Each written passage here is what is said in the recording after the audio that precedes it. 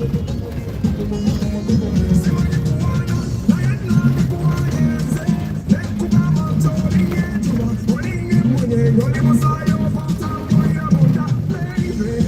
tell you the truth. It's the way that was it's in high definition.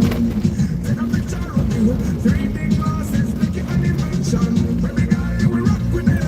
Keep me by my side, you will stuck with me. Girl, it's not a feeling time when you're by my side.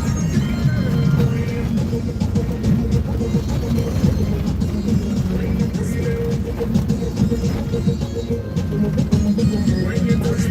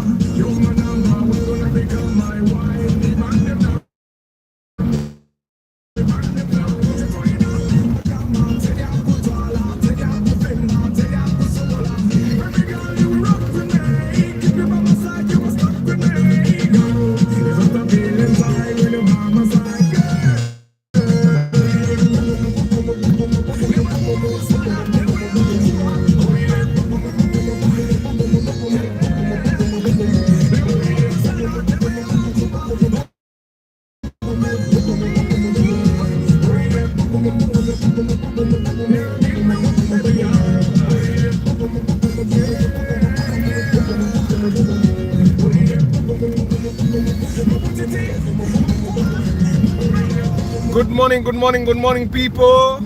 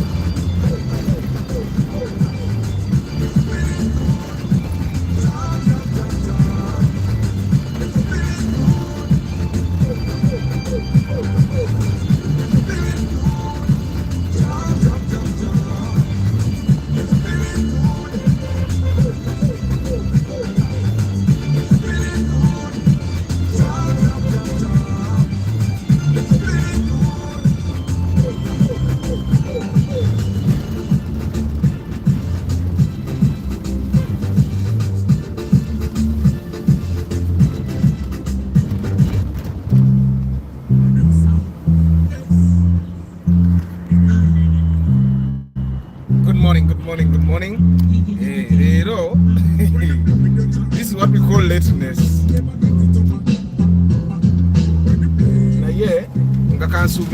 You guys are doing well. That wherever you are, life is good. As long as the problems you have are money problems, I'm telling you things will be okay. As long as the problems you have are money problems can be solved by either working harder, by borrowing money, by collaborating. All problems can be solved. Then I officially start the broadcast. Yeah. For now, just enjoy the view. It's Question Friday. Ask any question you want. If I don't know the answer, so yeah, you will get your answer. For now, enjoy the view. And yeah, with put them.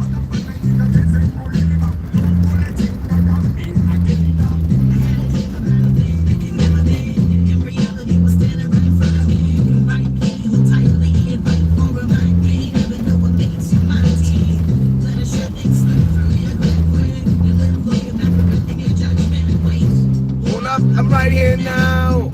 It's all 0 out.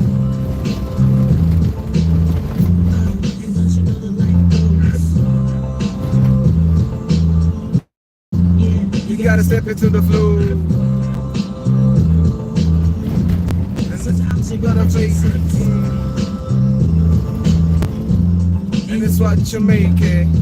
This moment is a candle melting. Maybe you never get another one. This moment is a flower wilting. Oh, it will dawn. This moment is a planet tilting. Take heed, you mighty predator. This moment lies, it'll be out of our grasp. This thing you call the person is already past. Mini, miny, moo, mini, miny, moo. Okay, one. Miny, moo, Bela Doda. Miny, moo, Bliss touch, miny, moo. Penny stacks. Dynamo, New Harlem. Money, moo. Yeah. Life goes. Life goes. Yeah, you gotta step into the flow. Life goes. Sometimes you're gonna chase it. And it's what you make. Many, money, more, money, more. Money, more. Money, more.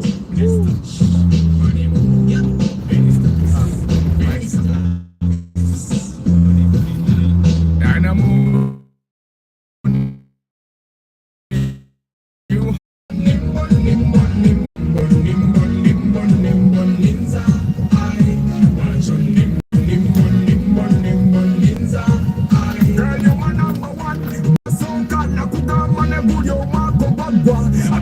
I tell you the bad you don't care. You don't give a damn, you don't dare. My number one girl, you rule my world. You took my heart, never apart. But you made me beg, you made me beg. Every time I come over, you made me beg. But why? Why? But why?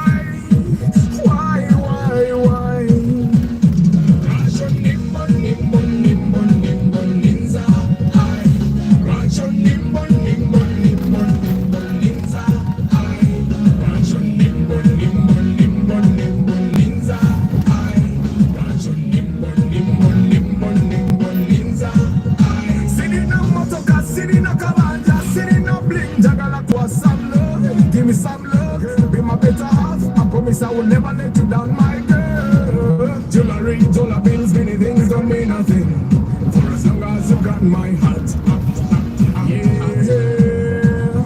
I hear what you're now, come on, we see come on, you will need Jack when to get it. I'll say yes, I'll say no, I'll say baby, let's take it slow. You are my number one girl, you rule my world. You took my heart. Never give back, but you made me beg. You made me beg. Every time I come over, you make me beg. But why? Why? But why?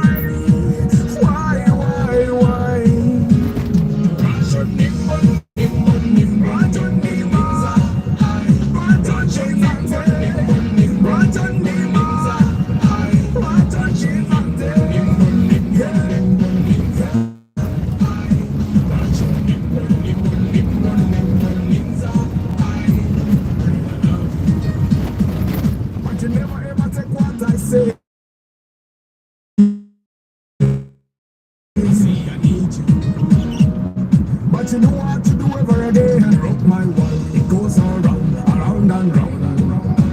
I love you so, I need you so, I never leave you so. Can I tell you this every day, every night? That I really feel you, I can't deny. Give us a chance, you and I, you and I, you and I. Give us a chance, you and I, you and I, you and I.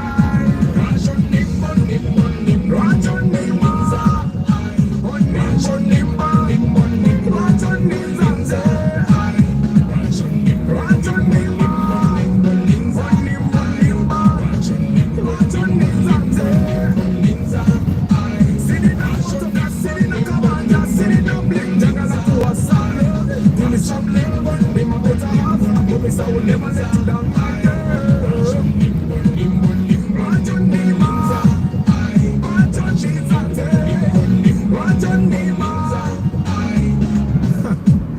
Nothing's gonna last for long. Yeah. Ha. Time does not wait. Yeah. Okay, man.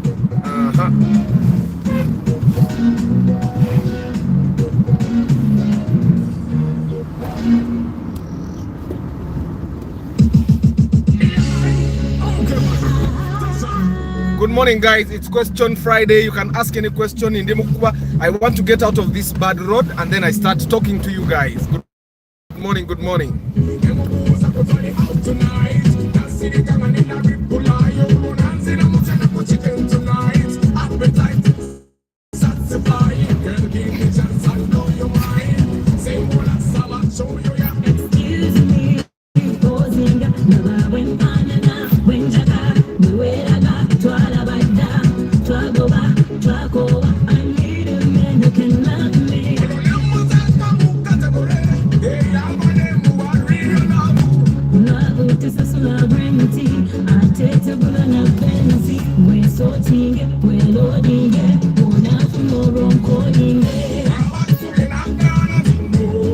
Mugambe walete zitowa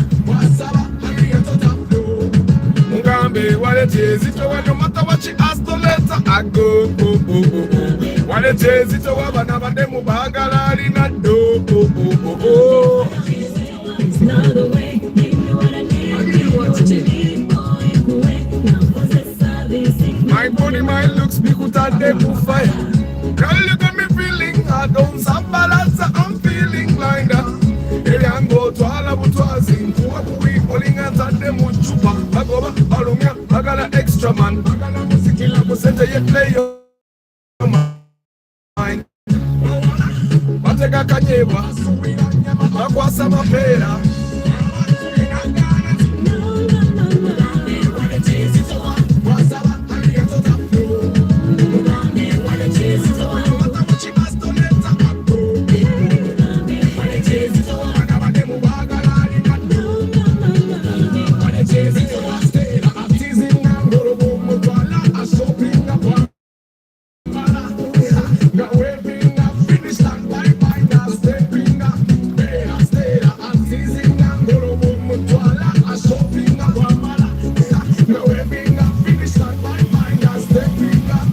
That's what the girl think as she say.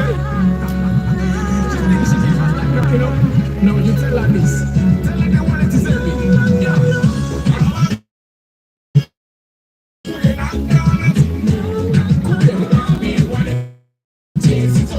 What's up, Harrier, tota flow.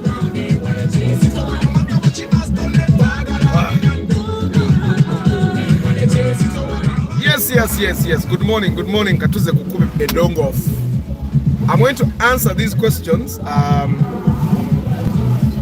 Starting with someone. Samuel, I think the Harrier took over the RAV4 a long time ago.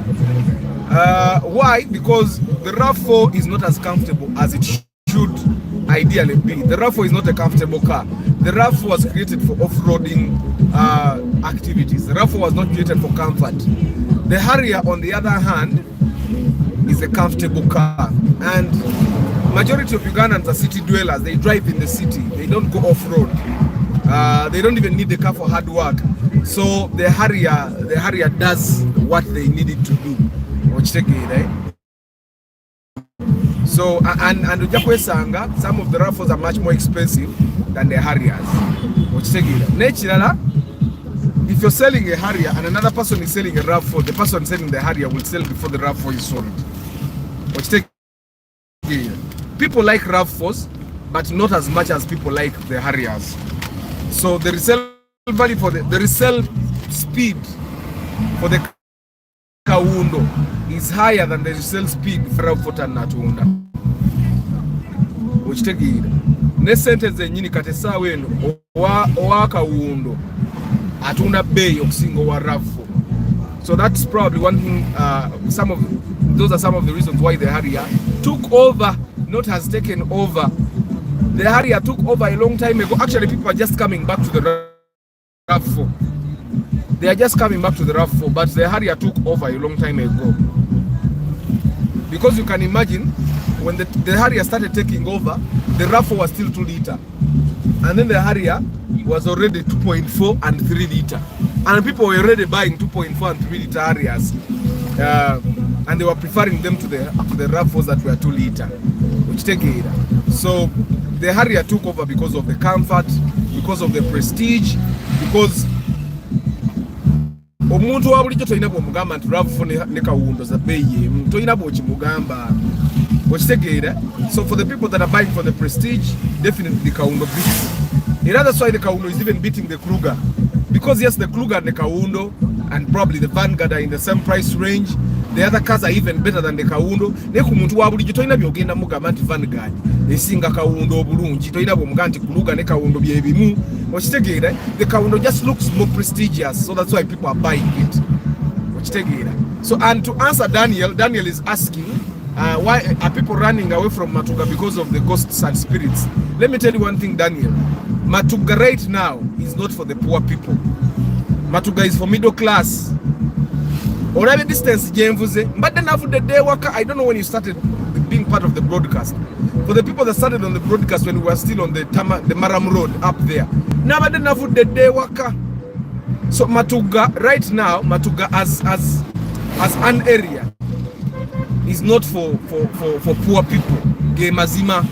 Matuga is for middle class. I have a relative very bad in Akrite. You guys know Akrite projects. Entebbe Road here, you must say. Nebagitunda because they could not afford to live there. That is what is happening in Matuga. What is happening in Matuga right now is that a person that cannot afford to pay for an expensive border rate, because I can tell you that border okuje wange waka okutusa kukube kujako nosuka samvu okitegeera. So a person that cannot afford a border of 7,000 Matuga tasobola kubeerayo. We have one taxi in the estate because I live in an estate, and one of the reasons we bought there was because we wanted an organized environment. And I can tell you, guys, we are watching the cafe tomorrow at 8 p.m. Don't forget. It's the cafe. Oh, it's Shamway. Don't hammer.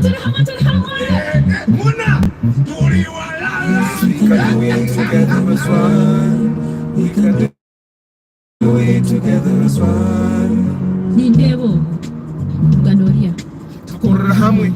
Ni wobu sinje. One way, Emerman Petwas. Bueno, we can do it together as well. Kenya ukaya mubuzarwa, nyenyikiriza zaitu, nikekifora bembagaliza, tumbeke hanga yetu hamu. Yes, we can do it together as one. We can do it together as one. Mukukora, tuyombagana tubandagana tusojjagana, naye tukwatire wamu. Antakalya wamuge galumenyama. So we can do it. We can do it. Yes, we can do it together. Started mujiraba. You started GT. Muna. Kama takajite meli. Jite meli. Bana. Tulimukatale. Where the highs and lows may be there. The fights may be there, but when we get together as one, We can do it. We can do it. tuchisobola, tuchibaza. Chemulaba gye bayita Ipsam picnic. Eyo Ipsam picnic. Yes, say.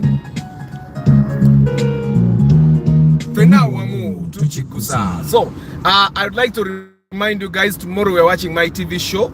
It's called The Cafe. It will be happening. It will be showing on Pearl Magic Loco. It's a multi-choice channel. It is shown on DSTV channel. Yeah, so temwenda bila kulaba cafe tomorrow. Africa Carota is saying there are no ghosts in Matuga. Now, for starters, yes, there might have been ghosts a long ago, but even the ghosts that might have been there a long time ago might have been speculation. But I was also, okay, Majidu Sekajuga Agamba, I want to also ask about Matuga Jagala. How much is a 50 by 100? 50 by 75 plot? Because these days, why are you buying a 50 by 75? Buy a 50 by 100 standard plot and you chapa. 50 by 70 better than a chapa. I don't know if they're allowed to get a title of 50 by, but I know that a 50 by 100 for us in our estate category about 15 million, which take it, yeah, in our estate. And then if you go outside the estate, the nearer you come to the main Semuto Road or Matuga Road, it gets to 20, 25, 30, depending on who is selling. So I was still answering Daniel Ranga. There are no ghosts in Matuga. What is happening in Matuga is what we would call probably a renaissance. I don't know how I can term it, but I can call it a rebirth. The indigenous people of Matuga, majority of them sold their land. Now the people that are coming into Matuga are not people that were born there, and not people that have lived there for a very long time. They are people that can afford to live there with the current trends, with the current economy. Right now, I can tell you that traveling from my home to town, when I travel with my family, it's cheap. Even when I travel alone, actually, it's cheaper than taking a board and taxi combined. It's cheaper in terms of time, it's cheaper in terms of money. I use up between 20 to 25,000 shillings. That's why I normally tell you, 1.5 liter and VVTI. So, what is happening in Matuga? First of all, the living expenses are high because it's mostly supermarkets. The shops that are there don't actually have the things that you will need to use at home. So you normally have to buy the things in the supermarket before you go home. It's a growing, I don't know what if I can call it a suburb, but it's a growing area. It's growing. Right now, omwavu tasobola kubeera Matuga. Okujjako nga abeera Matuga, akolera Matuga, they don't move out of Matuga. Omwavu nga akolera mu kibuga Kampala tasobola kubeera Matuga. It's expensive to live there if you're poor. So you cannot afford. That's why people are living. So by the way, guys, Simanyoba, it's something, Daniel, that probably when you come to the podcast you can be able to explain. Omuntu ng'embeera mbi aba afuna nnyo nightmares. Omuntu ng'embeera mbi abeera ne imagination ya maanyi ate imagination ye ebeera nnyo negative. I don't know if it's just me that has in a way come to realize that, but in my experience, I even get nightmares. I start dreaming of things chasing me. It's just my brain. But it's just that. So I in a way I want to start imagining that those guys, for example, Matuga, nga sibaavu by the way, naendo zange ekibalo kyabwe tekinnavaayo. Nga nyumba zaabwe zaggwa zisinga n'eyange okubeera finished, naye nga tannajja kubeerayo. Abamu baabeerayo ko n'okubeerayo ko ne bavaayo. I don't know, Daniel, if you get what I'm saying. Some people even lived in their houses and then they left and then went back and started renting because according to them, renting is cheaper than living in Matuga. According to them. For me, there is no way I can rent the house I live in and say that it's cheaper than me transporting myself. There is no way. I would have to rent in an expensive neighborhood, which would be even more expensive than living in my own house. And also I find that I'll still use the same or a slightly lower amount of money in fuel going to work, taking my kids to school and all that. So, and I find that living in your home gives you a certain kind of peace of mind. Yeah. But Daniel, all in all, nzabere Matuga sina chiwulirako ekyemizimu. Sina chiwulirako. Me who lives in Matuga. I've actually I saw that post on TikTok. I saw the post on TikTok, but I've not experienced it myself. I've not even had it. Kucharo kwembeera sinaba kuchiwulirako. One thing you need to understand, Daniel, is that the people that are poor, of course they practice witchcraft. They practice witchcraft because for them there is always someone that is sending things to them. There is always someone that is trying to pull them down. There is always someone that doesn't want them to achieve, so they are always doing witchcraft. But I've not heard Matuga about ghosts. So the people that are planning to buy land in Matuga, go ahead and buy, but just know that living in Matuga is not like living in Kasangati, where you get a taxi at 3,000. Of course, a taxi from Matuga Mabanda is you can't be living at Kumabanda. You're going to Kati Jagara Joyogere. Jagara is even further than where I live. Jagara is even further than where I live. Broadcast very clear. Are you sure, JK? Zenganda very clear. What is not clear, JK? Let me see the broadcast on your phone. Kangezeko kujiraba wano. Ndabero actually clear. Let me see it on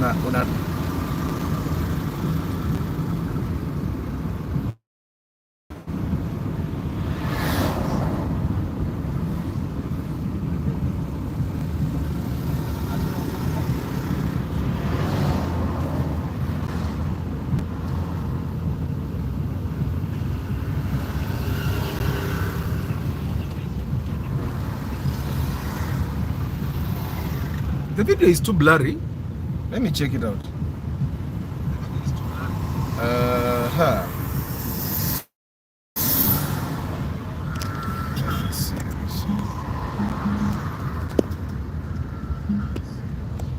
I think it's the network, by the way. Let me try to clean the window to Labe.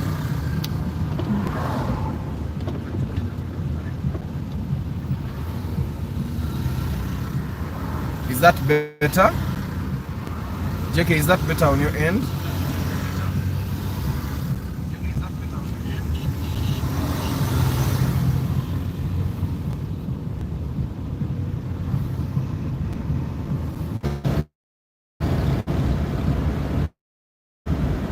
That should. I don't know then if it's finally cheated there. I think Kata Wechimachi. The other thing you could try, guys, go to your settings. Go to your settings as well. Then you look at quality. I don't think for you, JK, you have that problem. And then you click the quality, and then you click higher quality, higher picture quality. Then you see if it gets better. But if it's not better, it's the network. Because whatever, on my end, when I look at the picture, it's actually clear. Keep monitoring it. It's now better. Okay. Yeah, but even the network is not good. Even the network is not good. But when we're recording here, it's actually very clear. Nenga, it's the network. Let me see. Nchiraba chemugamba network. Your network never na Airtel eswaza. Ate wano bandaga I'm even on 5G na ema. So, question Friday, guys, you can ask your questions. Aiza kawawulide ko kuchemizimu ema tugata hata. Wapi mama taka. Waba dekawo ngopimetaka ekintu ne kwa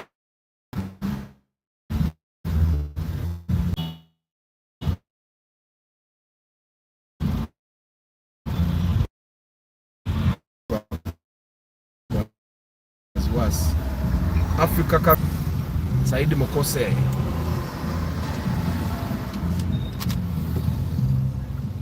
Nache ekifaananyi omukazi yali ku boda tali kiriya. Tali. Network yembi bannange. Mutusonyiwe ne network yange.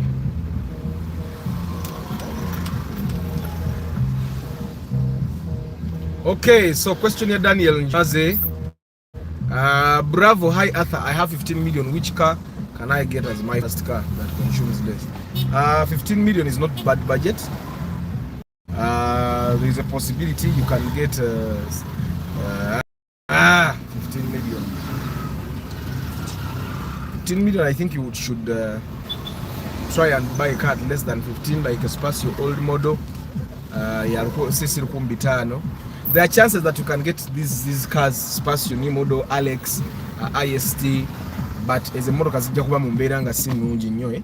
So you can get a Vitz. Actually, you can even get a Vitz new model. 15 million is good budget for a Vitz new model. Your car will be in very good condition. I think I would recommend that you target the Vitz new model. Target the Vitz new model, or never you find UBB or UBA, because it's CVT. Make sure you do very good inspection to make sure you don't buy a car that has a faulty CVT. Of course, CVT kayo Vitz car easy, but I wouldn't want you to risk and buy a car that has a faulty gearbox. But overall, 15 million is good budget. When I'm buying 15 million, I would actually recommend that you buy. I'd recommend that you buy a Vitz. You can get a Vitz new model. In our business, bagenda bazidu say chibuga. Bazileta inwala. So bravo ndo zankuzemu, but zinemoroke endala zemutera okwagala ziveeko zijja kukozesa ensobi, zijja kutamya motoka. Steve Barros, good morning. Nicholas, good morning. Jombo Juma, someone said if you want to know the exact amount, the car can postal brokers, you have it in good condition and send pictures of the car condition you need. You see how much they can offer you. Juma, that's wrong. Brokers buy less than they sell. They want to buy at wholesale price. So if a car normally costs something, if the car costs like 15 million to buy it, for you to buy it, for them they'll buy it 10. Ideally, they don't even buy normal prices. For them, their goal is to make sure they take your car at almost zero. So I wouldn't want you to even think that at any certain moment, because you can't buy like traders. You can't buy like traders. The way traders buy, the traders sit. They sit at their bonds, and then they wait for you. Instead of single people that take those cars to trade to those traders, they take the cars when they are already on the wall. They really want money badly. So Baba Gulala is nyo. That's one thing I need to understand. So Paul Sema, good morning. Thank you to John, good morning. Antonio, good morning. Majidu Abuziza, I want one thing. Tell him what Takanikika. Nemoroka enjawulo yazo is in the cost of maintenance. The Honda Fit will be higher to maintain than the Vitz. Ne resale value Honda Fit, ogenda tukanga Honda Fit, you want to upgrade when no one wants to buy that car from you. So you should know that if you're at any moment you would want to upgrade, or if you know a young person that at one moment you might need money, and you know normally when we need money, the things that are easy for us to sell are normally the cars that we have. Which take it.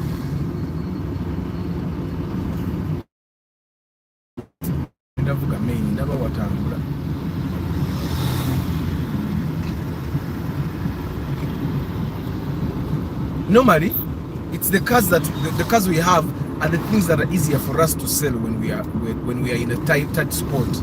So that if you buy a Honda Fit, bajja jigulake million 3 million 2 ne bweba namweta because nawe amanyi teri agenda kwagala jigula. Honda Fit is one of those cars that brokers make you buy when they have nothing to sell you at your price. You know how you go to a bond and you want to buy hanaka akamoro kamukaraba kamuleka ite nawo akamoro ko kalaba that's a Nissan Mika obo motoko bulaba omuntu ajagala vits mu bond naye sente zigula vits ne bamusibaako kati ekimu kiri ku Honda Fit. People go to the bond when they want a vits naye nga they have like 16-17 million. Omusajja omuyindi namusiba kaki ka Honda Fit namugamba it's also good you take good okitegeera kati naavayo ka Honda Fit gwe notandika okugula bakukubu n'olowooza nti abantu abo babugula lwakwagala atakagula lwakwagala akagula because yali agala motoka mpya naye nga sente zalina tizigula motoka mpya nga nnungi n'amana gagulaako because emotoka empya eba mpya era if you're buying a car from the bond any car will be good. Even Nissans will be good from the bond, at least for the first couple of months or first year or two. But after that, you need to upgrade when it's good. That's why you'll find that the Honda Fit UBB is a million in a mwenda. Nenga ito ina woja UBB Vits ku million in mwenda. I don't know if I make sense, Majid. But you can buy it and you try it for yourself. Abantu bayine mikisa janja uroyinza okwesanga gwo mukisa guli kweye motoka. Ngakatola yakuterako. Antonio, good morning. Nick, good morning. Joshua, webarekera man. Webarekera. So it's question Friday, guys. You can ask your questions. We sina answers zabyo. We have a psychologist in the building. We have a psychiatrist, by the way. Mwababade bagala services a psychiatrist one for the love of God, you can ask him a question. Nachi kudamu at no cost. Bogenda mu office ya consultation awa ya mitwala abiri. Nzo kumanya cost ya psychiatrist na ina depression nawo na. Na ina depression nawo na. Matuga kungu 50 by 100 is between 25 to 35 million. Ochiwuli dagaro gule wafe. Matuga kungu is nearer to the main road than my place. That's why it's that expensive. For Matuga kungu, it's like about 3 to 5 kilometers to the main road. Kaprimo ako akakuli maso kate kukuba kabade Kaprimo new model sicho. Primo zona mukatali zitambula. Where do you get offices and boardrooms for hire? They are places. Coastview Towers. I don't know if you guys know Coastview Towers. On Yusuf Lue Road. Coastview Towers, they have furnished offices for hire. That means they even have boardrooms, they even have everything. You can hire by the hour. So Benjamin Bing, just go to Coastview Towers.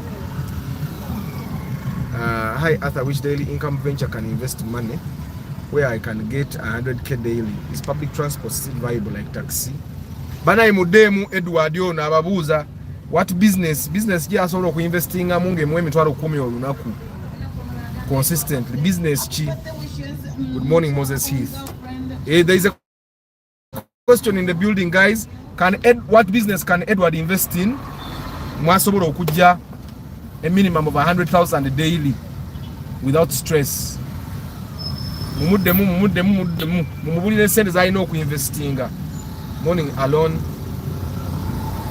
Joshua banayo batime keeper abusobola. I think Nissan takes the trophy for the most unreliable car brand. Nissan yojireke banayo biyani. Nissan omuntu yena asobola okwewala Nissan jewale. Ngoli mufuna mpola. Nissan tuzirekera ababebe. Motoka nungi nayo tuzirekera abayinamu. You didn't tell us the price of the 500 by 50. Mbagambye 15 million. Then Karota n'abaddamu n'abagamba Ekungu, which is a little nearer to the main road. It's nearer to Bombo Road. It's about 3 to 5 kilometers to Bombo Road. Zinza nokuba tezubera, by the way, zinzo wazininga 2 kilometers from the main road. It's 25 to 30 million. Agamataka gorage bagambe, those are titled pieces of land, titled plots. Arthur, how much does Edward want to invest? We need the margins. Jemanyi ndoza tuberene open budget for investing. Tuberene open budget for investing. Ye kastaba nga afune emitwalo 10 gwe mugambe nti you can invest this amount of money in this business and then get 100,000 daily. Okitegeera. Let them asking question about cars. I'm here. Abaina ebibuzo by'emmoroka Joshua Wali. Good morning, Princess Akia. How are you today? Edward, but meanwhile, if you can answer the question of how much you want to invest, you answer. But please, nze njagala nkubulira amazima. Togenda ku investinga million 3 ng'ofuna mitwalo 10. Jakubeera mu sente, ogenda kuba investinga sente nyingi. No ku investinga sente nyingi okusobola okukola ije mitwalo 10 jejo olunaku. Because kati nga kigege yenunje ekuwe mitwalo 10 kigege eri ejja kuba mu sente entono nye mitwalo milioni ngana. Kuba kati ebe ino kuba ngevuga up country. Kitezo genda kugula drone. Kiraba. Atenga ne drone enkati nazo bazi discouraging wetaka jet andikira. Sizoboji bayida milioni nganza mu kinana.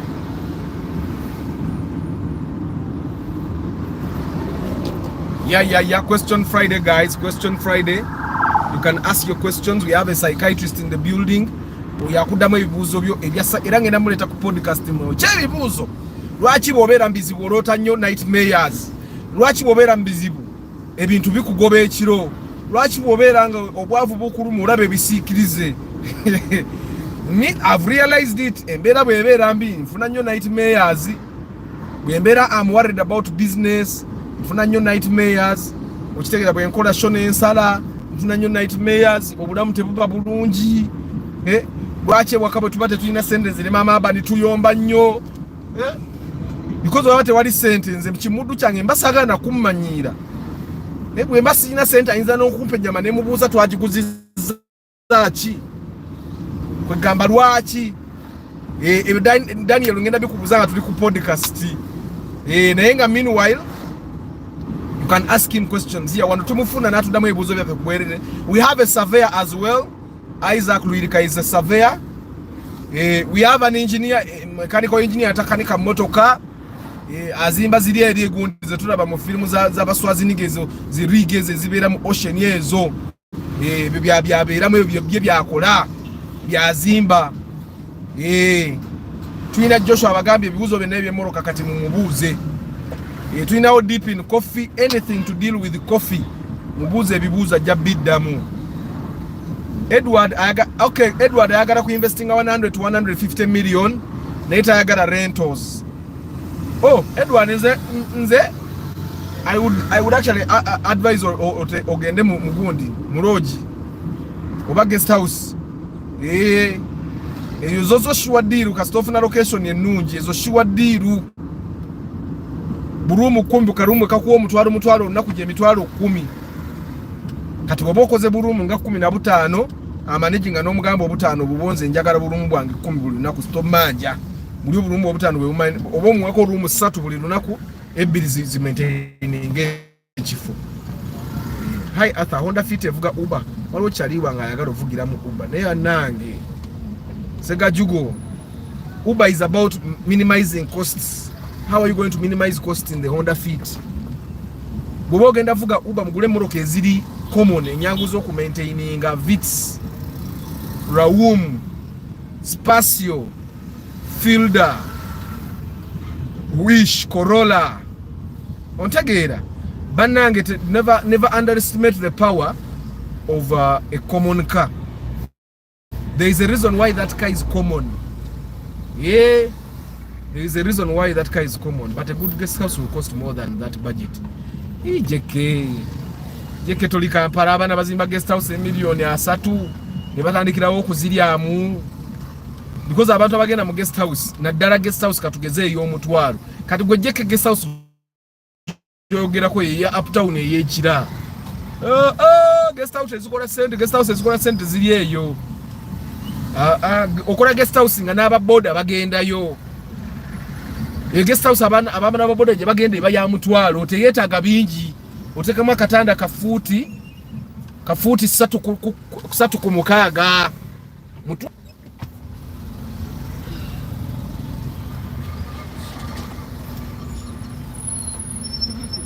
Why do I hear Tabo Frank habu zendwadde?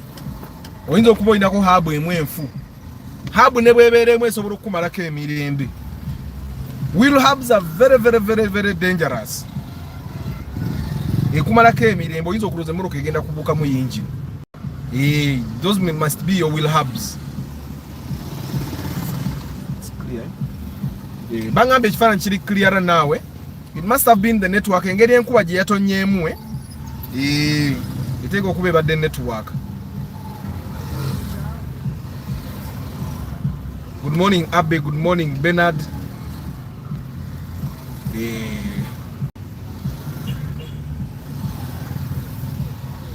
Hey Joshua ayinza oba makanika naye nga tatugamba nga bugambi. Joshua oli makanika okanikirawa? Ofune ba customer. A washing bay in a good area would make 100k a day. Thank you, JK. A washing bay. And I don't think a washing bay would take 100 million. Do you think, JK? Would the washing bay take 100 million? Maybe ngo sasudene rent wa mwaka. Oba myaka ebiri. Because aba abantu webato abakwagala ko rent wa myaka ebiri oba mwaka. Bakuwadde gundi esozi kaba Edward.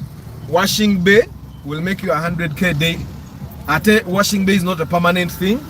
Tosobola okukola bwokola millions zo bisatu n'ogamba kanjitunde goodwill. Ate era ne bakuwa millions zo nga 8 gwe n'okivaamu.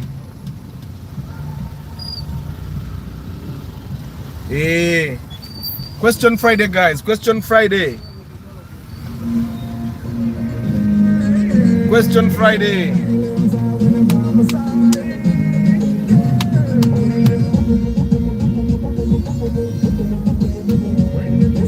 It depends on the rent and what he needs to improve on to make it work. Nenga ndaba washing bay nzo kube yala isimu nange JK.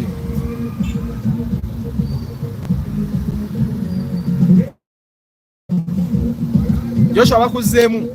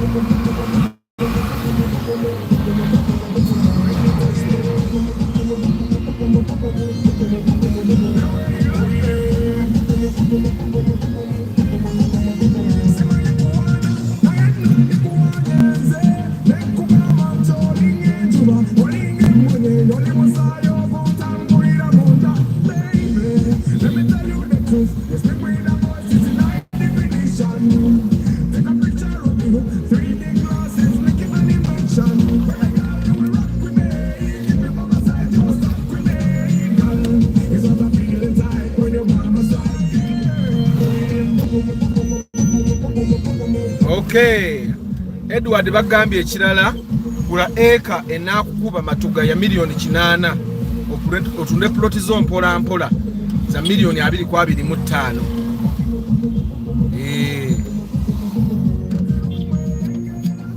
Ate eka yetaka eka evamu ploti meka Isaac si musanvu kibwagula eka yetaka ya milioni 8 na investinga mu sente z'okusurveyinga n'okusala ebyapa n'amalira mu milioni 10 n'atunda ploti musanvu 140 n'amaana addamu n'agula ewalala. Si kyekyo ky'ogamba Isaac. What's up? You want the chips? I think you need to be happy when you buy chips. A quick question, Arthur. On average, how does your 1.5 liter consume a day from your home Matuga? I consume about 25,000 habats. Naye, I'm okay with it because ekasanga temotoka zenalinga nvuga luli. Navuga ko kumaka 20 nkadde. Navuga nga vitsinga nywa kumukanana ku ebiri. Ekasanga ti ate kasanga ti I used to live like 500 meters from the main road. Nemvuga ko Mark to Musotanga nywa gumu kitundu ku ebiri. nenvuga ko vits njogedde muruka kyendala gye navuga nenvuga ko rawumu nga nywesa rawumu banange rawumu kano mwina na kuntunuulira mwe rawumu old model ninze gyendi kisirani navuga nga makatugurani makatumusota nga nywa gumu kitundu kwebiri nenvuga rawumu old model nga nywesa tukitundu nagivumikiseezo toyina nabyo ngamba ku rawumu old model toyina nabyo ngamba. Why does the Alphard have a terrible resale value? Vianney, I think it has to do first of all with maintenance is not cheap, but also in Nyanya mafuta. Atera, it's a luxury car. Most Ugandans have not reached that level, and it's too big. It's too big. It's a luxury car, but it doesn't really look luxurious anymore. I think mostly maintenance and fuel consumption. Then era Alphard engineer here little delicate. Delicate. Bakugambye Edward eka evamu ploti munana. Isaac evamu eka ploti munana ngosaze n'amakubo. Ngosaze n'amakubo because every plot is supposed to have a road. Ngosaze n'amakubo.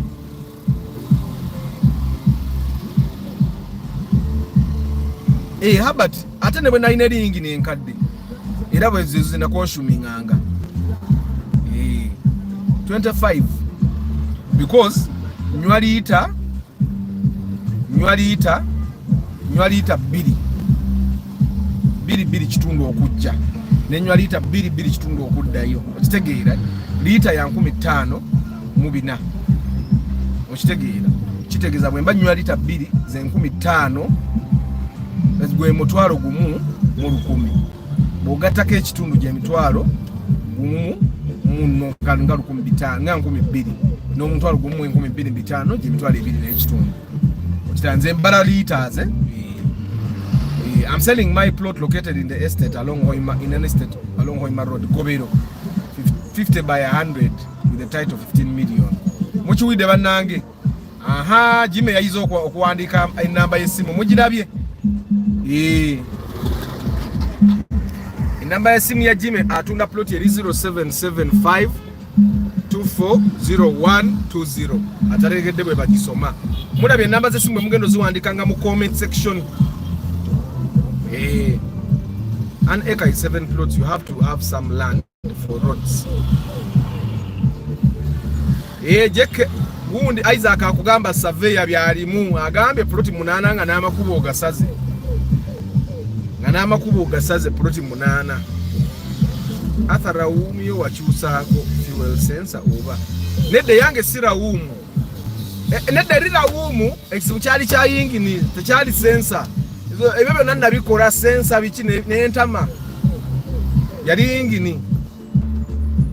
yingini ne bangamba njisibe n'enjiguza omukazi ali eyo uptown yagivuza oba emyaka emeka. Of course yabeera kumpi akolera abeera ntinda akolera around Jinja Road okitegeera so kati otasobola wulira amafuta bwe gamunywa naye kati nze nali ngambira Kasangati which is quite a distance atenge Kasangati gye nali mbera sobola kusenguka kuba nali sipangisa. Actually Kasangati gave me the buvumu, the courage to move and go to Matuga because Kasangati was already far. So kati atenga njagala organize the environment.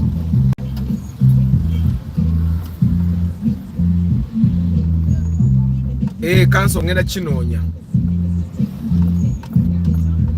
Ngenda ginoonya. Arthur, I missed your verdict on Shell Viper. Shell Viper is not useful.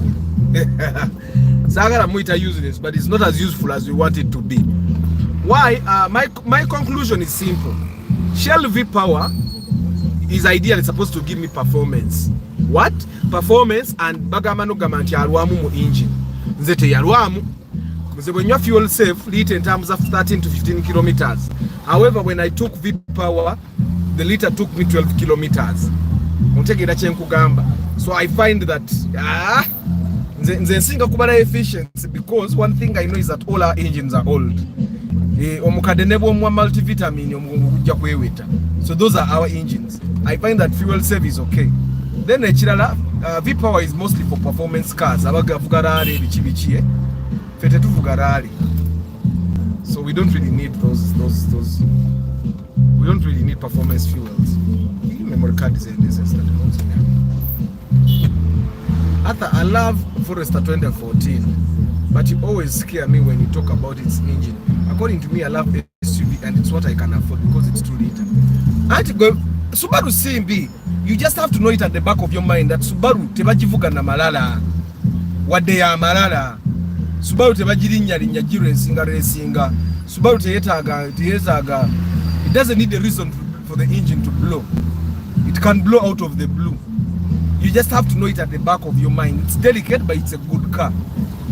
Bano batandise okubuza amafuta mbu petrol kati tebayinaawo. Batandise asobola okunywa half tank oba full tank aginywe. Mafuta bagenda gabuza bagongeze. Predict nze kati. Gula Forester si motoka mbi by the way. Subaru za Toyotas. Abavuga Subaru bano baviani bazuga Toyobaru. Batulimba.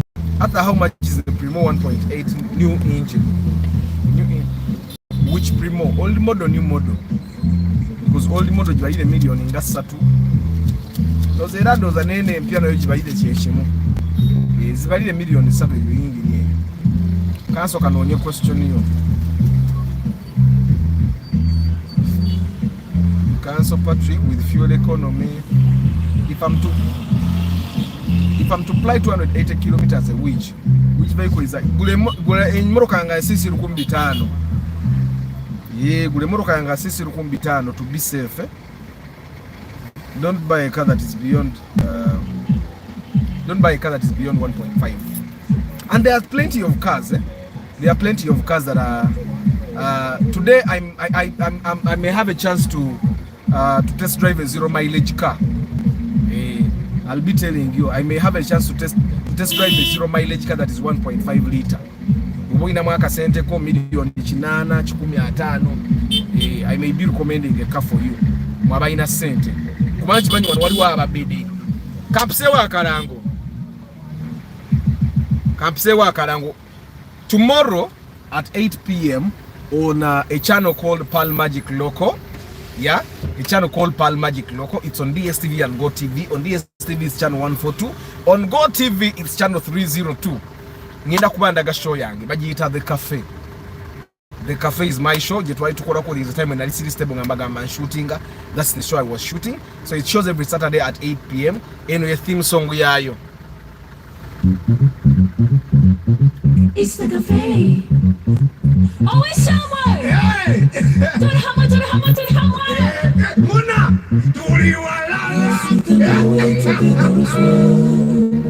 We can do it together as one. Nindebo Uganda tukora hamwe. We walk sinje, we walk away. Emeni mutotwaza. Bueno tukwatanise. We can do it together as one. Kenya ukala mubuzarwa. Ninyikiriza zaitu. Nikeki fora bembaganiza. Tumbeke hanga yetu hamwe. Yes, we can do it together as one. We can do it together as one. Eyo mukukora tuyombagana tulwanagana tusonjagana naye tukwatiri wamu anjagalya wamuge kalmenyama. So we can do it. We can do it. Yes, we can do it together as one. We can do it together as one. Muna, emotaka gitemberi. Gitemberi. Bana, tuli mukatale. Where the highs and lows may be there, yes. The fights may be there, yes. But when we get together as one, we can do it, we can do it. Tuchisobora, tuchibasa. William Fina wamu tuchikusa banaite mwirabira encha at 8 p.m. My show The Cafe will be showing on Pearl Magic Loco, channel 142 on DSTV, channel 302 on Go TV. Echo tocherabira obo wagira athawo girabe show efune viewership ate banyongere emirimu. Today's question Friday guys. Council Patrick emoroka join okugula emoroka nga ya sisi 1,500 Fielder, Spacio, Rashi, Actis, Rawumu, Vitsi, bobo linnyo kale genda mu 2,000 because oyinza obuvuga highway ne 2,000 tejja kunywa negula VVTI. Then impose emoroka joyinza okugula esuka 1,500 emoroka gula emoroka ng'erina engine ya Valvematic. Mu Corolla mweziri eje myaka emipya mulimu Corolla nga za sisi za Valvematic nga sisi 1,800 oba 2,000. Mu Wish mulimu Valvematic ne beba 2,000 enywa bulungi. That's one thing you need to know. Waliyo nuwe za Valvematic eyo jja kuba onywa kumpi nganze because musomesa Samuel Sisa ina Wish ya sisi 2,000 ya Valvematic enywa bulungi okusinga Corolla yange. Era yali badde avuga Wish eyo. Era je njagala n'okugula nze. Njagala n'okugula musomeso yali badde asobola okuvuga Wish eyo Valvematic n'ave ewange n'addayo ng'akozeseza emitwalo 2 nze nkozesa 2 kitundu mu moroka yange eno naye Wish Valvematic kirabika gye tugenda naffe okugula oba any Valvematic kanga nuwe eyo ya Valvematic kubanga engine ya Valvematic is very good.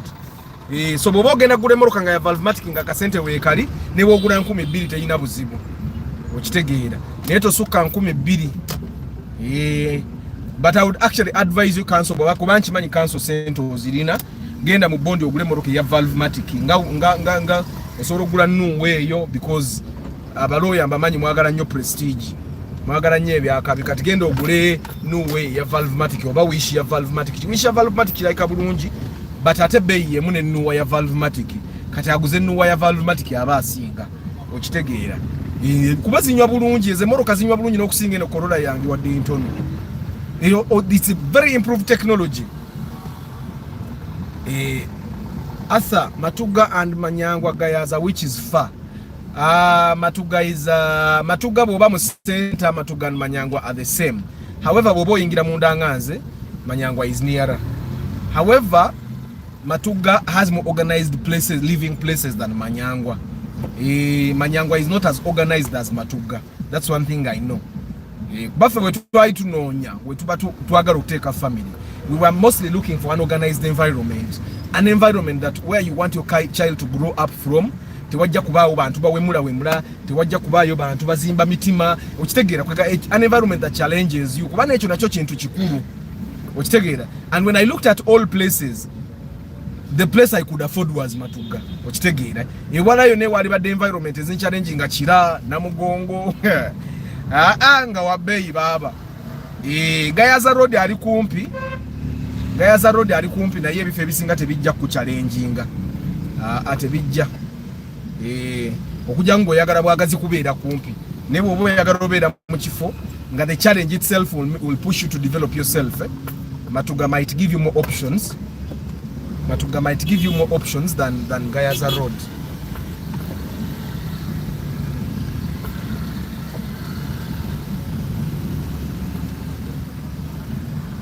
Other morning Fielder model 2015 and Fielder hybrid anyway singa. Bananga you guys, you don't need a hybrid car in Kampala. You don't need a hybrid car. Ekyo njagala nkigambe toyetaga hybrid car.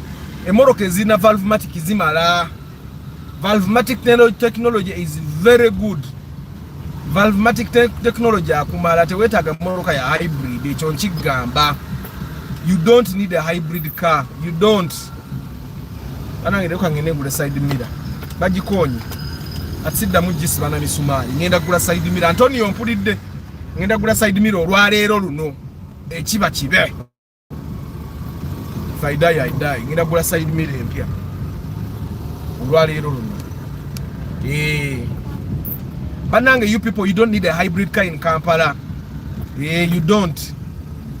Gule moroka ya Valvematic esaawa eno emoroka ya Valvematic ekumala ekyo nkimaze mumuloza lwaki baba bakola emoroka empya tebakola hybrid zokka. They know hybrids don't solve all our problems. Actually hybrids might even bring you more problems sometime. Gule moroka erimu engine ya Valvematic and I'm sure 2015 Fielders zirimu Valvematic zonna because Valvematic yatandika 2000 around 2009. Serum 2009, you'll find some cars with Valvematic. You'll find some cars with VVTI.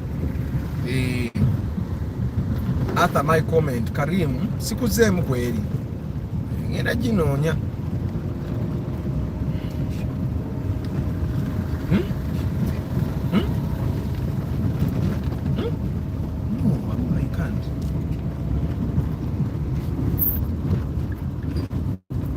I'm going to read the comments when I settle a little, but ask your questions. Mubuze ibibuzo byamwe byonna ngenda biddamu. Byesisobola kyemba manya we have professionals on the ground here. Tuina surveyor mubuze ibibuzo byettaka byonna. We have a psychiatrist banange. Nze ibibuzo byangenda bimbuza ku podcast. Lwaki wembeera mwavu ndota nnyo ebinkanga. Bwembeera mwavu ndota nyonga ngwe ebigo, ndota nyonga ebintu bingoba, n'ensonga zange zibamu bade bwoba mwavu ate obwavu tekitegeeza nti yo totale ki obwavu kubanga tolinamu ssente n'embeera bwebeera mbi nga nnyina stress ndootalota nnyo ebingoba okitegeera ekyo ekibuuzo kyange Daniel tokiddamu kati ojja kiddamu ku podcast. I'm going to contact you now. We schedule a podcast. I think right now all my equipment is almost ready.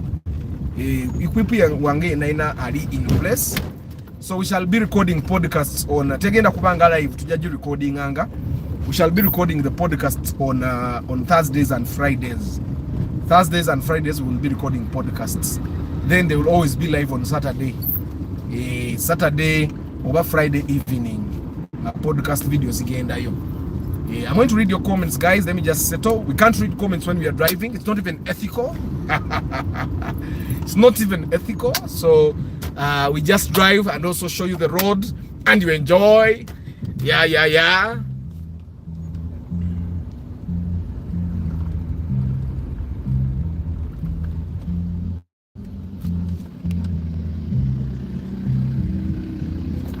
Karim Gwangam, Karim, talk about cars with 1.3 liter and 1 liter engine. How good are they? I would discourage you from buying a car that has a 1 liter engine. I discourage it a lot. 1 liter engines are very weak cars. They are very weak. So at least call it 1.3 liters. I would advise you buy a Passo that has a 1.3 liter engine. Vitz, I would recommend that you buy a Vitz that has a 1.3 liter engine. Don't buy a 1 liter. Neburaktis mulimu 1 liter netoka gula 1.3 over 1.5 liter, because 1.3 and 1.5 the difference is very minimal. So buy 1.3 or 1.5 liter. 1 liter jideketo jibuliriza na jibuliriza. Na amafuta genyini gonywa ojja kwesanga onywa amafuta gegamu n'omuntu avuga 1.3 liter over 1.5 liter. The difference is very minimal. Yeah. Nkuzemu Karim.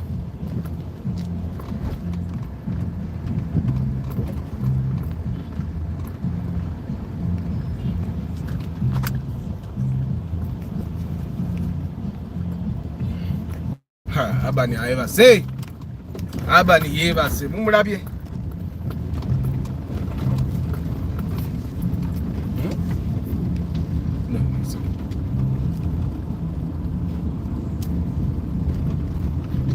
Jime toyogedde how many kilometers from the main road. Mweche mba mmanya nti Gobero oba obulayo kilomita nga 15 okutuuka e Namayumba. And Namayumba is 45 kilometers from town, from Kampala CBD. So kitegeeza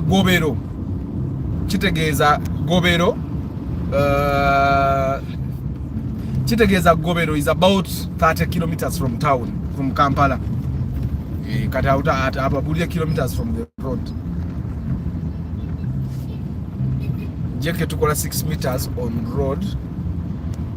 That's the standard. We can't propose a wider road in a residential estate, imposing oyagala kola industrial park. Karimu nakumaze. I will read the comments when I can. Right now, enjoy the moment, and don't forget to watch my show The Cafe tomorrow at 8 p.m. Tomorrow at 8 p.m.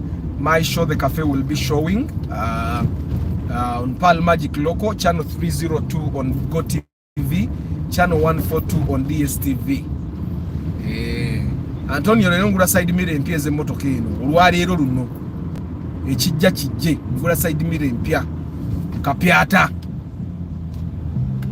mmotoka njitadde mu ssente kati no terinnye eggulo saagabe 17 mulowooza enkya tebere ya 19 njitaddeko side mirror empya anti bwe nteekako emitwalo 2 we know profit ugata profit wa million 2 oba million kale million bamba guzizza bulungi bwe mukola kama goba ga million emu yokka ngenda teekako side mirror olwaleero abaagala ogula emmoroka tojja wanga tolina 18 atojja ne pizza ne minute maid njagala minute maid wa papu njagala minute maid alireya atalabika mu supermarket oba mugenda n'omugula mu factory gwamanyi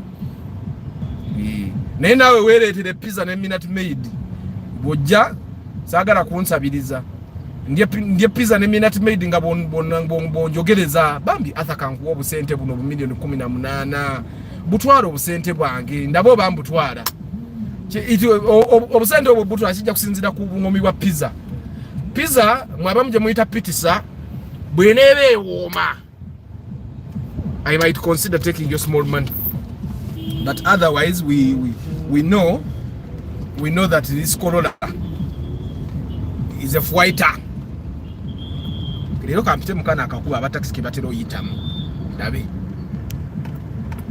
kyokka mbadde ewantu nga nyimiridde ekifo ky'okusoma comment ndi mukuwaana mmotoka why do you lose that focus bannange Daniel ndoza n'ekyo ojja kukiddamu ojja kukiddamu ekyo olumu emboozi ennyumira nnyo ze wali emboozi ennungi ng'emboozi yatambudde obulungi ng'akutte obukwakku nyumirwa nnyo emboozi ate bwe mba nze njitambuza kana akakubo kano kati abaasomera Makerere kana akakubo mukamanyi mwababeeranga mu hostel nze no saabeerangayo because nabeeranga wajjajja nga mbuga buli lunaku ne ŋŋenda Mutundwe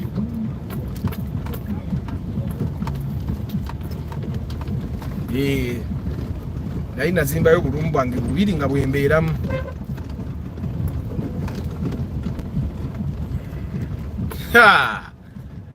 Mukama Katonda kiki kino kyotukoze nga jjamu muyitirivu eno leero naye wano wangu okusinga okwetoloola eri okirabye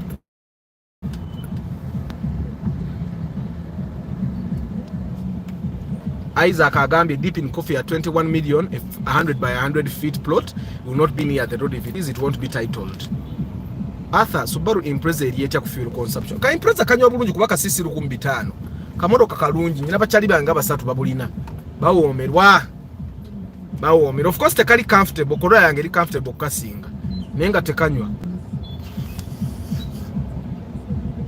sekajugo nakuzeemu Sakajugo nzijukiranga nakuzeemu ojja kuddamu olabe video eno nazizeemu question zo zonna nzijukira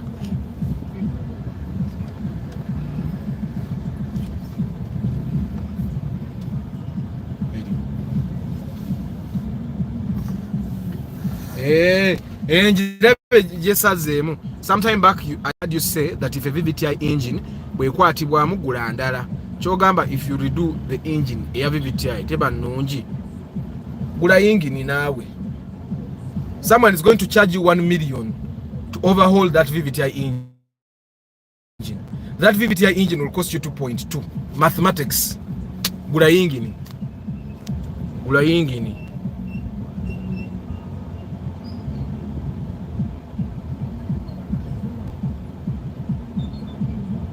Isaac bakuuza how far will the plot be? Arthur, you skipped my queries in Kuzem. Arthur, how are Hondas? Are they okay? Hondas are good. It's just that will be expensive for you because they are Hondas. Karimu naye Karimu muzemu. Karimu ayina ekibuuzo ekirala. Karimu nakuzemu. Isaac, tip in copy 2 to 3 kilometers before you reach Mawali on Semuto Road. There are several real estate developers. Arthur, this goes to Vianney. What are the challenges he has faced with his Subaru? Which year does he drive? And let him compare for us between the Vanguard and the Forester. Agenda kugamba nze nkankuddemu. Naye Vianney jangoddemu ekibuuzo ky'omusajja. Vianney agenda kugamba nti Forester yesinga. Naye ate Vianney avuga mpya. Ebibuuzo bya Vianney njagala obitwale in context ng'ogenda kugula motoka ya bondi. togula motoka nvugemu kuba Vianney tavuga motoka nvugemu Vianney tavuga motoka nvugemu emmotoka zaavu agula mpya za bond Vianney damu ekibuzo ky'omusajja baba erinnya lya lyogedde n'odyogera kamala okuzizika side mirror yange gye ngenda okukyusa olwaleero siddamu gula ngenda gula side mirror empya Antonio ngenda gula side mirror empya olwaleero mbikoye koyo okusiba obusumali mu side mirror wefuula abala bw'osiba obusumali mu side mirror bw'oswala mu bantu abantu bamanyi waboda bwagikonako neerebeeta naga wuyo temumumanyi kati kangende ngule side mirror empya umanye change comes when you say enough is enough. Now enough is enough. I'm going to buy side mirrors zine nkadde azagala jango zinone sebo oyinzo gamanti nzikyusa balala bakyusa naye galwali obubinzi lina gwanayagala osima bo musumali njina zikuwa kubwerere bwoba oli for the love of cars abalanja zibaguza ngende era zitereka ndiba ndyawo nga makanikazi ata kankuwemu 10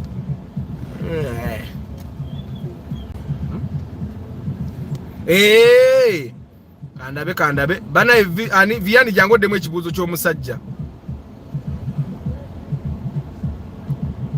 nze nakuvaako okola byoyagala side mirror yalina kuba ya last week Antonio olwaleero luno side mirror ngenda gigula nkoye okumpita omukopi kuba wooli kati oteeka okuboga banaye after mukopi nkoye ngenda gula side mirror ezo 2 ngenda nazeesibirako sigenda gamba mwana kuzinsibirako ngenda genda nzigule nzireete nsumululeko zino nsibeko ziri process yonna ngenda gidocumentinga mu HD ne sound agenda bawa HD ngenda kwesa professional boom mic bagita NTG Rode 4 NTG4 plus ugiraba eyo je ngenda okozesa eyo professional mic ngenda okumanya nga side mirror kati nkoye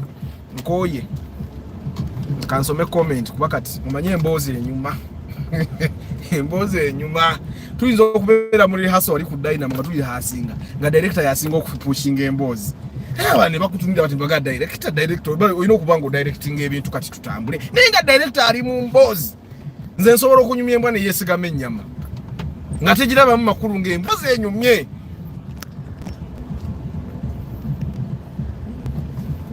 mzee yotye sikutegedde council at the rentals which can bring 500,000 per month when it's buying cost like how much Isaac Luirika wano yayinza okuddamu yali mu real estate okunsinga mpozi ne Vianney Vianney yangamba yatunda rentals Vianney nkwagala ku podcast baba Vianney nkwagala ku podcast ngenda tandika podcast kati seriously equip yena yaweze tikyayina kibanjibwa nkwagala ku podcast Dipping coffee ojja kunfuna kibungo not kavule wa bei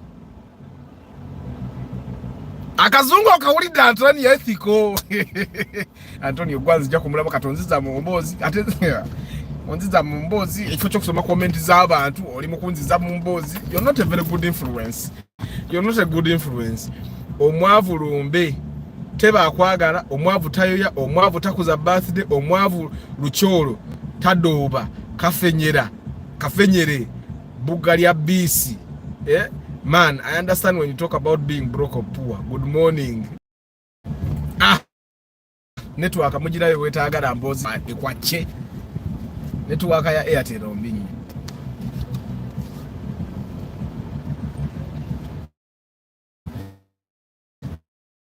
ikatwa wevaketwala abantu bangi Vianney, you were asking me compare living on a large piece of land. Vianney, I would rather live on a large piece. I'd rather have space. I can tell you, Vianney. Me, I would rather have space. I would rather have space any day. When we were in Kasangati, Abani I know we yatuka na agejja. Abani yagejja. Ngatageze nti alya bulungi ngatageze nti kiri mu genetics zaffe naye nga ageze inactivity okitegeera kubawo yali muto nga tanatandika kagenda ku ssomero naye ng'agejja nga era bwe namulaba nga agezze lockdown awo nejja ntandika ng'omutambuzaako nga tugenda ewaaba neighbor gye nali nga parking emmoroka ng'agenda naddukaddukamu omubiri ne gwesala gwokka.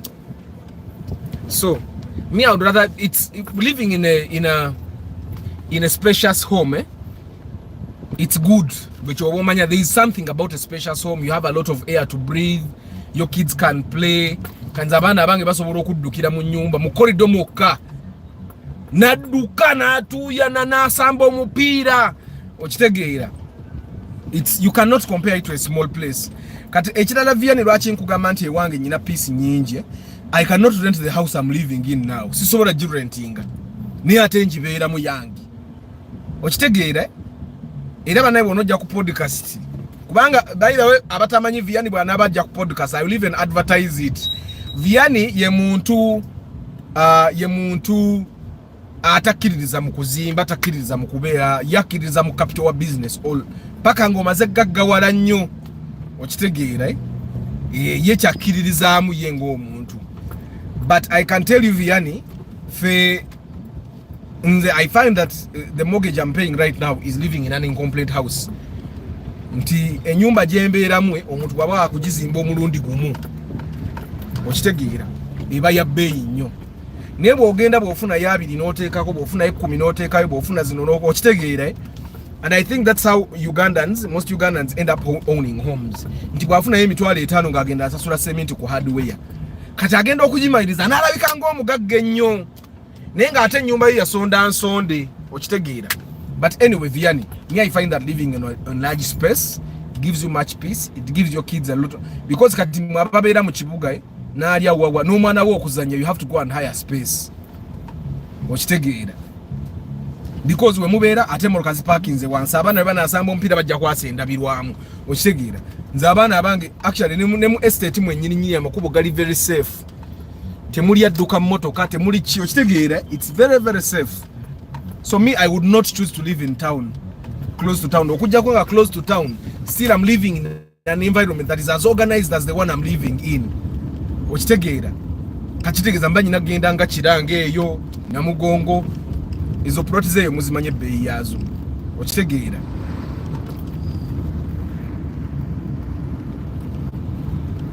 $1.8 liter is the best. Yeah. Negula Valvematic Council.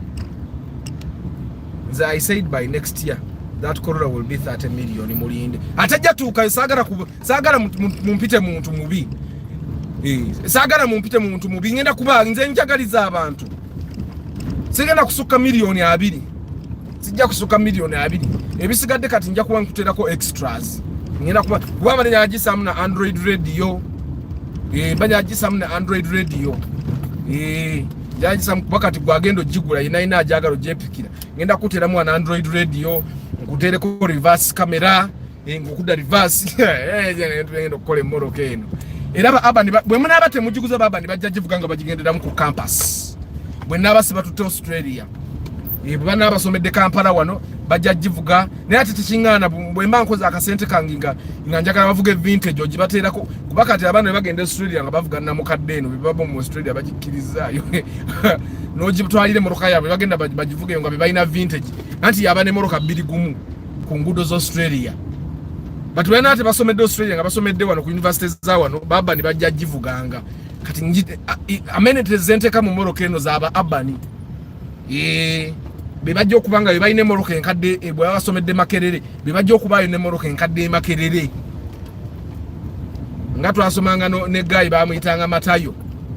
So kati akola mu office ya Rwabogo. Matayo ngaavuga moroka zilizi maka 2 ezasooka.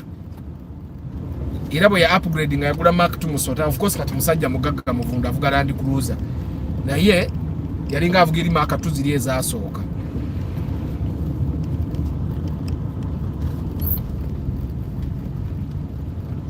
Jima bagambi ploti ye gunankani eno yayise yatya bana ne David ate wenvire wembangenda ko Ima Road. Eri 1.5 kilometers from the highway. Sikategeera akachikota tegeera jeke. kakuba kagana na hostel kali akava ku Sapolo olyoko oyunge kali akagenda kunana hostel. At 18 million I can get far much better cars than Namukadde. Gwe Vianney bwolowooza nze nkubulira naye no Namukadde it's not just a car. Vianney eno Namukadde it's not just a car. This is a piece of art. This car bwogule motoka eno batoguze just motoka. Ene motoka nze njagala mbabuye egenda tuka ngetunde milioni nkaaga. Ene motoka bwojugula toguze motoka just kati gwe olaba Vianney bwogenda mu bondi nokwata milioni 18 oba nogenda nogula ku muntu nogula oba Spacio new model just a car. Eno Namukadde yange is not just a car. It's a piece of art. It's a piece of history. This car is a piece of Uganda. Omuntu ajirina aba ina something that not so many people have. This car is not a joking subject. Munzija kumulamo ekyo kusoma comment z'abantu tuddemu ebibuuzo. Vianney, just leave this car alone. This is not just a car. This car is a gem. This car is a what other word can I use? This car is an iconic. Is an iconic. Jeke mpo bigambo by'oluzungu. Njogera oluzungu lwange luli oluyitawo nojja non-collecting. Kakati nonya ebigambo byenjogera tobiyimpa. Kangende ku bibuuzo by'abantu. Hi guys, I have 50 by 75 feet. I'm selling in Matuga, Uganda. It's about 400 meters from the main road. I bought 9.5 in 2018. I'm in diaspora. I want to change and go to Migade. I'm selling 15 million. Muli de wanange teka ke namba yesimu baba. Majidu, enamba yesimu bakulaze bojiwandika. Bakulaze bowandika enamba yesimu. Bubo sobola you WhatsApp me nkwasaganye ne Isaac who is a surveyor. Mulabe ngege mu kikwasaganya. Nete kibagana womala otunda plot ekigana gamba ata no gago gendo oye. Vianney kanchiddemu. Iconic what? Tonnafuna temumanyi Luzungu. This is an iconic landmark. Ene motoka buli wetambula eba landmark. Ene motoka abazungu kyemanyi bana wanga je Uganda okutandika n'omwaka ogujja bajja kwagala okulaba ku Corolla. Kati sebo Vianney ene motoka oboguze kya bugagga. Bana atero giteka mu zino list za UNESCO bazita bati. Omuli Kasubi Tombs. Bogende Kampala bitu ebimu byonna okulambula Kasubi Tombs batekeko Lubaga Cathedral Corolla Namukadde. Ngenda kusoma comment bana car parking, it's safer like that, it's also ethical. Nange jajja yebale kumperera kuba oluzungu lwenfuweeta ko olufuweesi oluzungu lwenfuweeta si lwa wano, it's for England. This English that naye mwe twagenda kapate kusomero gye nasomera Emitiyana ne wajjawo omwana ye yali akulidde okuorganizinga kapate ako amazima omwana yali tamanyi Luzungu nga ye mwennyini akyogera naganze simanyi Luzungu ne tutuuka nti kati ngaggwa abadde chairman organizing committee alina okuwa speech n'abuuza tugenda giwa mu lulimi ki nze Oluzungu ne bwe nali wano nali sirwogera. Yeah, so kanziremu ebibuuzo byammwe bannange guys. Isaac agamba Arthur nina estate empya ku UBQ Masoli Kyambogo not ne border ya 2K from Kumbuzi Gayaza Road. I want 37 million plot. By the way Masoli waba kumpi 50 by 100 market value is 80 million. Nayo yagala 3 mulide per plot, but the site is a little bit of a low land. Kisenyi oba Kikko kinzo banga si Kisenyi naye nga Kikko. Fielder 2015 4-wheel drive or 2-wheel drive anyway singa zezimu tezinywa. They have improved technology that bakulima fielder empya 4-wheel enyo kusinga 2-wheel azezimu. But there is a group of men who know those shortcuts as a result of kuliabo campus babes Chitufu Antonio. naye enjo ya Subaru Impreza 1.5 kagule kamotoka kalungi obanga atudde ku bench naye kamotoka kalungi. But have you seen a dog leaning against meat in your life? Kati Antonio nze ngeje nyumyamu emboozi embwe esobola okwesigama ennyama neekoleeti kati bwe maliriza emboozi owedda nina ennyama wano. Arthur Antonio would like to know how you know the shortcuts. Mundabi nange mbadde ngoberera taxi. Anze bwe nali amakeera ebyo ebintu saabiriimu nnyo. Saali na nnyo sente kati ebyo ebintu byabanga abantu ba sente. I drive a Forester 2009 2 liter. The maintenance is higher than Vanguard. Good ground clearance and very stable on the road. It's cheaper than Vanguard of the same year. Muwulidde? Aba comparing Toyota ku Subaru muwulidde?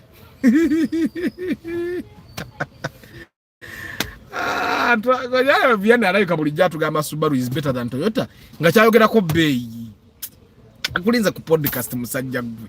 Nkulinze ku podcast Vianney. So buying a Vanguard is cheaper than buying a Forester in the long run.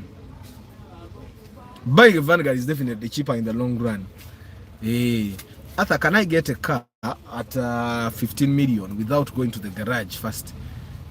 Yes, you can, as long as you're not just you don't have to be picky. Milioni 15 osobola ofuna Vitz enkadde n'empya. Milioni 15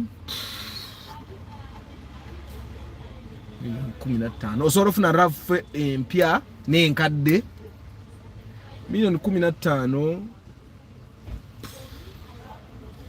osobola ofuna Corolla ng'eno se yange ya 18 niyo osobola ofuna Corolla ng'eno. Kati yange possible pa 15 n'enkubanjayo kuba yange toyina kyokanika. Actually bwe mba nkubanja n'ompaka 15 n'enkubanjayo esatu nkuteramu n'eri Android radio gye mbadde planning oteekamu ne ufa mweri essa akola nze yanka mba nkubanja milioni 3 naye ng'osobola ofuna Corolla ng'eno milioni 15 osobola okufuna Wish nga totuukiddera mu garage. Osobola ofuna Lactis. Osobola ofuna Sienta. Milioni 15 is a good budget, but just don't be picky about the car, don't be picky about the number plate. Kati gwomanya nti milioni 15 zine emmotoka neno osobola okuzivuga bwe tusanganga namu kati n'olumba field n'omuntu agenda okukeberera nga gye musanga zonna eziri mu ezo type ze mwayogeddeko muzikebera paka bwofuna ennungi. Arthur, what's the lowest price I can get a good condition Primo X if I don't mind the number plate?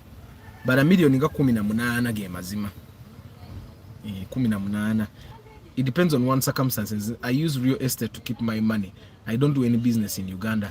I'm simply a salary earner. Hajeke nawe wali je Kampala. Wade toyagala kula batisi ndikola podcasting otunudde mabego manye ezo interviews zabakola ku terrorist. Nja kukolako interview nga tukulaba mugongo bwetuti. Arthur, I have a friend ayagala kukola special. Naye he wants a cheap cars of 3 million. Anajifuna chipina 10 ajazifuna yete jaba nnungi. N'abaana ba special tubasobola tuula mu kibina nga asobola tuula mu Wish. Kube bei ya kibina special yemu ne ya Wish. Lwaki tasoose n'akola ebira anaweza sente. Toyota Vanguard has good fuel consumption, higher seating position and more expensive to buy. It's a luxurious and moderate performance. Kakati Vanguard webanywa bulungi okusinga nga Vanguard ya 2 ng'enywa bulungi okusinga Subaru ya 12. Then a Vanguard ticks every box for me. I'm the slowest driver there is. The first car wouldn't mean much in my hands. Patrick. Hey, Patrick, you have been lost. Good morning, Arthur. How much do I need for a Subaru Forester 2008? These big ones. Banange tubulire. Vianney jango tubulire bei yazo. Forester fuel consumption in town is around 7 kilometers. Ho nyinzo kaba on highway. Oh yeah, nyinzo kaba 10 kilometers. Woo. Webalo kugula seat belt sagule ne seat belt yayo just najjako cover yange jina inatika mwajogerera nnyo ene seat belt ya moroke no nkadde n'obukadde ogiraba kati because of this one nsobola okusayirako emitwalo 5 nemboka n'ogigula milioni 17 n'emitwalo 95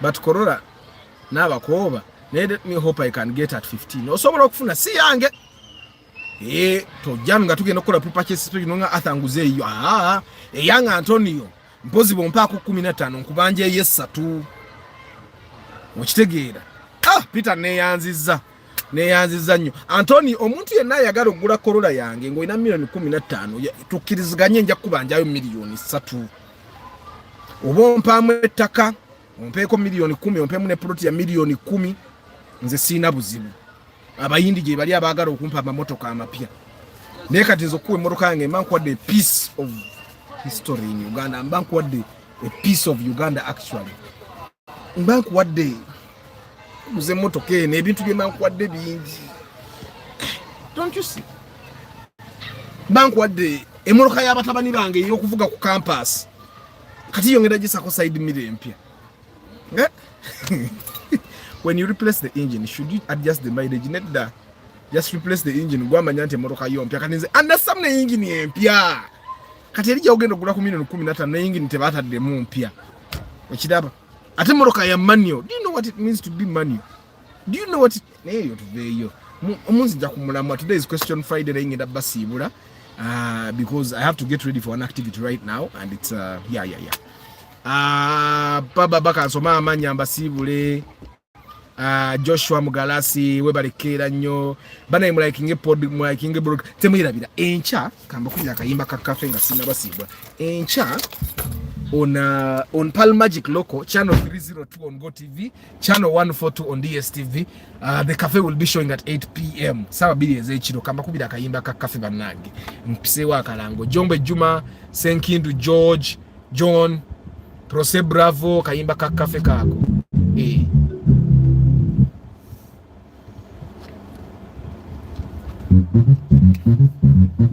It's the cafe. Oh, it's shower. Hey! Do the hammer, do the hammer, do the hammer. Muna! We can do it together as one. Sibi manyebyo Tukanoria, tukora hamwe. Nuwabusinje, nuwabumwe. Emermon petwaza. Bwana tukwatanise. We can do it together as one. Kenya ukana mubuzarwa. Yenyikiriza zaitu. Nikekitfora bembaganiza. Tumeke hanga yetu hamwe. Yes, we can do it together as one. We can do it together as one. wira eyo mukukola tuyombagana tulwanagana tusojjagana naye tukwatire wamu anti agali awamu gegaluma ennyama so we can do it. Yes, we can do it together as one. We can do it together as one. Muna abatoka kitembeli bana tuli kukiwanda tuli mukatale Where the highs and lows may be there, the fights may be there, But when we get together as one, we can do it.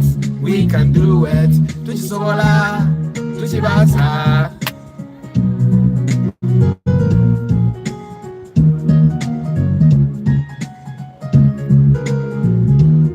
fenawamu tuchikusa. Temwerabira okulaba show yange The Cafe ncha ku Pal Magic Loco essaawa zijja kuba 2 ez'ekiro, channel 302 Go TV, channel 142 DSTV.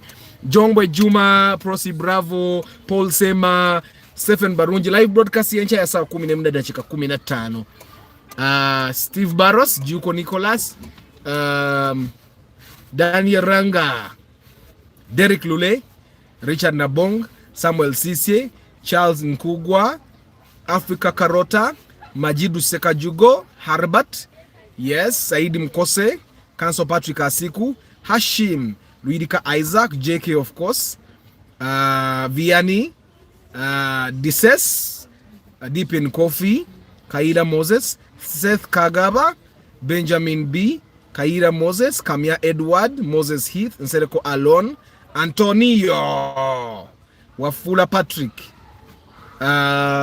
Princess Akia, Wam Wycliffe, Bababa Majidu Tabo Frank, Bukenya Abi, Ibanda Bernard, Mugalasi Joshua, Bana Joshua Akira. Abe Bukenya Sibamazeyo Muroza, Toddy Ronald, Marvo Gadget Center, Bamazeyo, Anigwes, Rima Jimmy,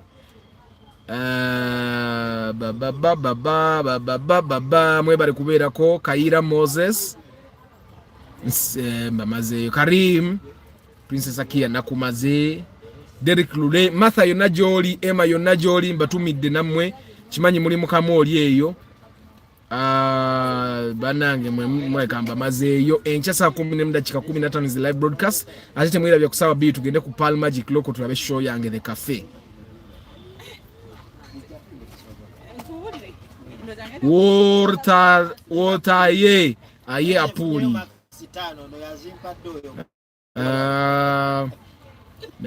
ya Kasulani Peter Onyait Patrick Benjamin binakumaze banange mbamazeeyo Gaddafi Kizito Harry Shaft obadde obuze nnyo naawe olimba bana ine mwebale kubeera ku broadcast mukama abawo omukisa temwirabira banange gosobola okugamba ku cafe mugambe genda ku community tab ya channel eno jaye ekifaananyi bw'oba oyagala video ngamba nkuweze ka promo video tusharinge banange nange ningine mfuko omubede naye nga mukama abawo omukisa Mansura Hanifa ne Emma Baraka bali mukamoli Emma kamweleze ka WhatsApp tulabe naye nga mukama abawo omukisa. May you have a good Friday and God bless you. Ciao.